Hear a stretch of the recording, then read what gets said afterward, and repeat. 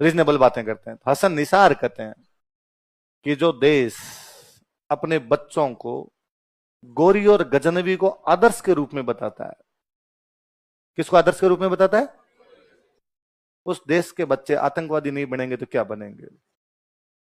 गोरी और गजनवी साफ साफ आतंकवादी थे। और फिर उससे भी बड़ा कि गोरी गजनवी ने सबसे अधिक इस इलाके को लूटा है जिसको आज पाकिस्तान कहते हो। भारत तो बाद में पहुंचे हैं, पहले तो वहां तबर हिंद तक ही थे, उस पंजाब तक ही थे, उसमें तुम हो। इसलिए सबसे अधिक बैंड तुम्हारी बजा के गए वो, सबसे अधिक कत्ल तुम्हारे लोगों के हुए, सबसे अधिक बलात्कार तुम्हारी महिलाओं के हुए। और यदि बलात्कारियों को, आक्रांताओं को, हत्यारों को महिमा मंडित किया जाए, फिर उम्मीद की जाए कि वहां की पीढ़ियां अच्छी पैदा होगी, ऐसा नहीं होता है।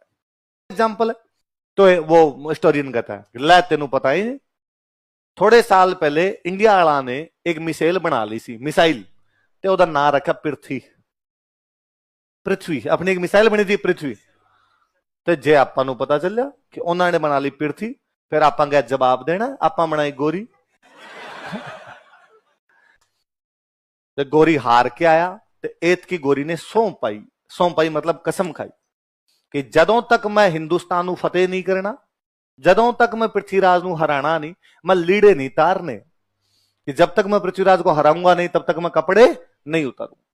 तो एंकर कहती फिर कितने दिन बाद में उसने हराया, बोला 6 महीने, 6 महीने। कितने दिन बाद में रहा, तो 6 महीने तक उसने कपड़े उतारे नहीं, वो एक सेम कपड़े पहन कर रहा। उन्हें राजपूत राजा क्या, बाद में हिंदुओं में लेद दे के दिल्ली पे राज किया था। तो हेमू कौन कब्जा करता है, बिहार में एक राजा बना था जिस राजा का नाम था आदिल शाह सूर।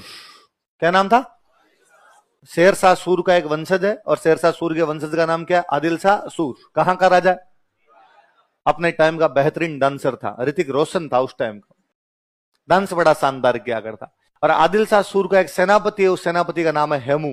क्या नाम है, हेमू नाम का एक सेनापति है। इधर हुमायूं दिल्ली का मुगल बादशाह, बिहार में आदिल शाह सूर, और दिल्ली में कौन बैठा हुआ है, हुमायूं। हुमायूं मर गया, हुमायूं मरा तो आदिल शाह सूर को समाचार मिला कि भाई दिल्ली में हुमायूं तो मर गया।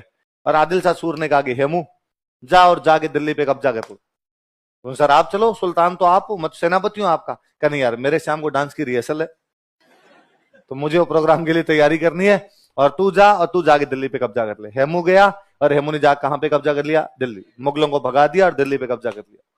दिल्ली पे कब्जा करने के बाद हेमू को लगा कि यार मैं तो बिना सुल्तान के कब्जा कर गया, इसका मतलब सुल्तान में तो लखन है नहीं, जो भी है वो तो मेरे में। और उसने कहा आज के बाद कोई हेमू नहीं कहेगा रे, आज के बाद अपना नाम है हेमचंद्र विक्रमादित्य। क्या नाम है, अब पूरा मिर्जापुर अपना है, गद्दी पे कब्जा है एकदम अपना। और अब हेमू ने कहा कि अब हेमू को समाचार मिले दिल्ली में बैठे बैठे कि हुमायूं का बेटा है अकबर। हुमायूं का बेटा कौन है, और वो पंजाब है। और अकबर को पता चला कि यार मेरे पिताजी की डेथ हो गई और मेरे दिल्ली पे तो किसने कब्जा कर लिया, हेमू ने। तो उसने, अकबर ने उधर से पंजाब से कहा भाई चलो अपने दिल्ली पे कब्जा करेंगे। हेमू को पता चला कि हुमायूं का बेटा आ रहा है, तो हेमू ने कहा अपने भी चलो। और हेमू इतना कॉन्फिडेंट था, इतना ज्यादा कॉन्फिडेंट था कि उसने अपने तोप खाने को कहा कि तोप खाने वालों रवाना हो जाओ, मैं तुम्हारे पीछे पीछे आ रहा हूं। तोप खाने वाले इतने कॉन्फिडेंट थे, इतने तेज तेज चले कि हेमू तो पीछे रह गया, तोप खाना अकबर के पास चला गया। अकबर पंजाब से आ रहा था, हेमू दिल्ली से जा रहा था, रास्ते में हरियाणा में मिलते हैं दोनों, पानीपत।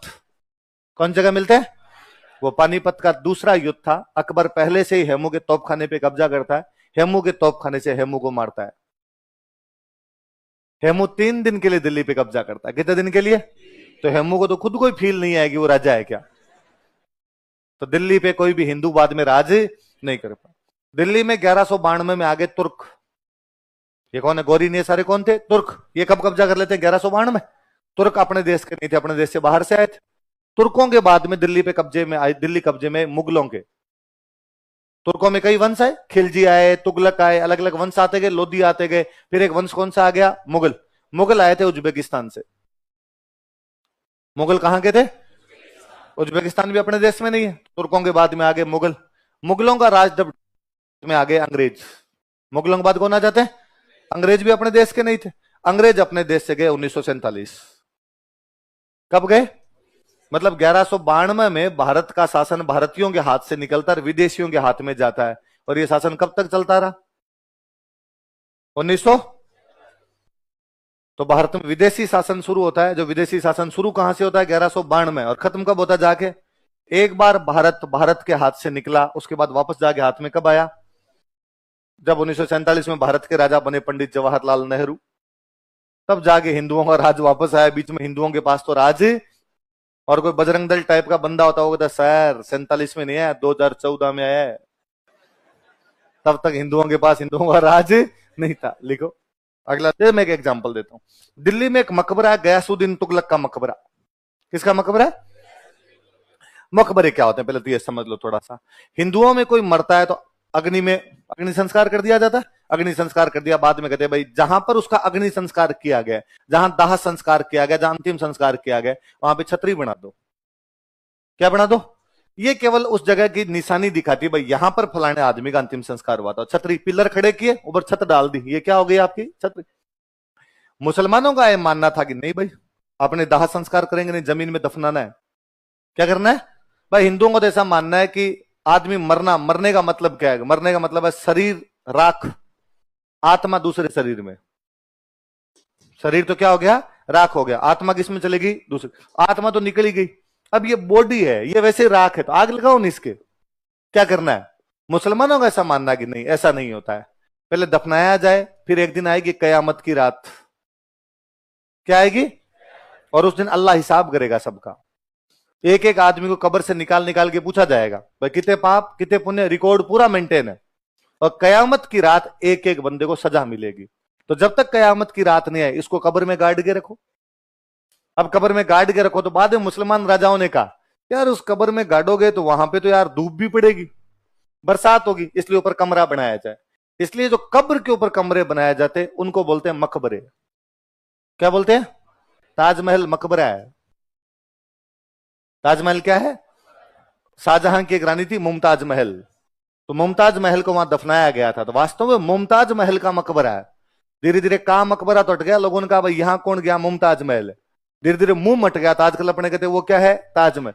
धीरे धीरे महल हट गया, तो आजकल अपने कहते हैं वो ताज। मुझे लगता है थोड़े दिनों में जय हटेगा, हम कहेंगे ता है ता, चेंज करेंगे उसको। तो मुसलमान राजाओं में एक और बड़ी जोरदार चीज थी, वो अपने मकबरे अपने मरने से पहले ही बनवा लेते। कि पहले मकबरा बनवाते, फिर कहते ये जोरदार है, मैं मरूं तो यहां गाड़ना एकदम बीचों बीच। तो गयासुद्दीन तुगलक एक मकबरा बनवाता है दिल्ली का। वो गयासुद्दीन तुगलक का मकबरा पूरा इस्लामिक कल्चर से, कि उसमें नीचे एक झील है, पानी है, ये झील के अंदर बिल्डिंग्स बनानी है मुसलमानों ने शुरू की अपने आप। तो ये झील है, झील के अंदर पहले एक प्लेटफॉर्म तैयार किया गया, मतलब चबूतरा। चबूतरा समझते हो? चबूतरा तैयार किया गया। इस चबूतरे के ऊपर बिल्डिंग बनानी शुरू की। वो वैसा ही मेहराब वाला गेट है, सब कुछ एकदम वैसा जा रहा है। साइड में मीनारे हैं उसके। ऊपर जाते जाते वो जो अपने वाला मिस्त्री था, उसके भगवान जाने क्या जी में आई, उसने ऊपर बनाया कलश। मंदिर वाला कलश होता है, ये कलश बनाया उसने।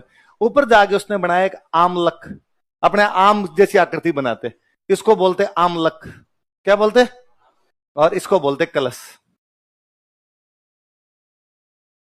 गयासुद्दीन तुगलक ने बेचारे ने देखा होगा, देखते उसने कहा ये क्या रहे, मैंने तेरे कहा था एकदम वैसे मुस्लिम कल्चर से बनाना है। उसने कहा साहब रुको रुको। गयासुद्दीन तुगलक ने गिरा इसको, कोई नहीं रुकना नहीं है, गिरा दे।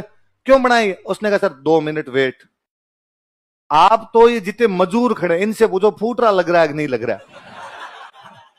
और मजूरों ने देखेगा थो इतने अच्छे पहले हमने कभी भी नहीं बनाए थे। कई चीजें क्या होती है, बंदा दूसरों की इच्छा के अनुसार करता है।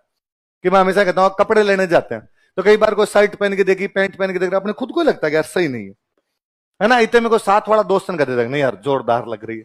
बोले कितनी खराब हो अपने अंदर से, फिट नहीं आ रही हो, पर अपने लेके आते हैं। नहीं यार ये कह रहा तो ले ही लेते हैं। तो गयासुद्दीन तुगलक को लगा जब सब जनता ही तारीफ कर रही है तो पड़ा रहने दो, भर दे झोली मेरी ये मोहम्मद जाए ना तेरे दर से कोई खाली। सब दरगाहों में गाए जाते हैं, भारत से बाहर हराम है संगीत। किसी इस्लामिक देश में कोई गीत गा के देखे, लेकिन ये भारत में आने के बाद ये लिबरलिज्म आया इस्लाम के अंदर, और उनका नहीं साहब संगीत को अपने भी अपनाया जाना चाहिए। और सारे अच्छे संगीतकार ही अपने तो मुसलमान हो गए। और तब पता चला कि यार अल्लाह ने सबसे खूबसूरत कंठी किसको दिए? मुसलमानों।